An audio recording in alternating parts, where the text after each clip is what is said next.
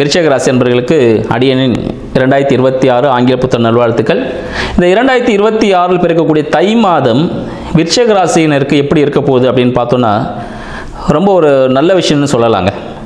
புதிய முயற்சிகளில் சில அழுத்தங்கள் இருந்தாலும் உங்களுக்கு சாதகமான பலனை தரும் சொல்லலாம்.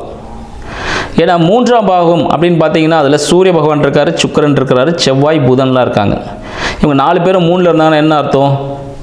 ஸோ சில பிரச்சனைகளும் வரும், அதுக்கான தீர்வுகளும் எட்டக்கூடிய காலகட்டத்தில் விருச்சிக ராசினர் இப்போ இருக்கிறீங்க அப்படின்னு அர்த்தம். திருமணத்திற்காக காத்துட்ருக்கீங்களா?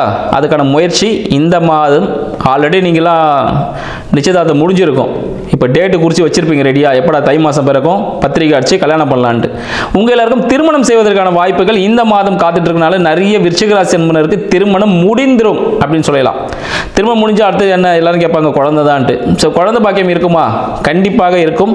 சிறிய மருத்துவ உதவியுடன் குழந்தை பாக்கியம் ஏற்படும் அப்படின்ற விஷயத்தை தெரிஞ்சுக்கலாம். உங்களோட வீட்டில் பார்த்தீங்கன்னா சிறிய ஒரு மாற்றங்கள் ஏற்படுவதற்கான வாய்ப்புகள் உண்டு. வாஸ்து சம்பந்தப்பட்ட சில விஷயங்கள் உங்களுக்கு மாறுபாடுகள் ஏற்படுவதற்கான வாய்ப்புகள் உண்டு. உங்கள் வீட்டின் அருகாமையில் மாற்று மொழி பேசக்கூடிய நபர்கள் இருப்பதற்கான வாய்ப்புகள் உண்டு. ஸோ அவங்கக்கிட்ட நீங்கள் நல்ல ரிலேஷன்ஷிப் வச்சுக்கிட்டாலே போதும், உங்களோட வாஸ்து பிரச்சனை நீங்கள் சரி பண்ணிக்கலாம். மேலும் பார்த்தீங்கன்னா உங்களுக்கு 10ல் இருக்க கேது தொழில் மாற்றம் ஏற்படுத்தலாமா இல்லைனா வேலை மாற்றம் செய்யலாமான்னு ஒரு திங்கிங் போய்கிட்டே இருக்கும். உங்களுக்கு ஒரே ப்ரெஷராக இருக்குது, வேலையே இருக்காது, ஆனால் இது ப்ரெஷராக ஃபீல் பண்ணுவீங்க. ஆனால் தொழில் மாற்றம் செய்யலாமா இல்லை வேலை மாற்றம் செய்யலாமா ஒரு திங்கிங் போயிட்டே இருக்கும். இப்போதைக்கு இருக்கிற வேலையில் அப்படியே சைலண்டாக இருங்க. ஏன்னா 3ஆம் பாவத்தில் 4 கிரகங்கள் இருக்குது.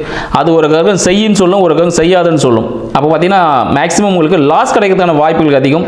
அதனால் புதிய முயற்சிகளை தவிர்ப்பது மிகவும் நல்லது.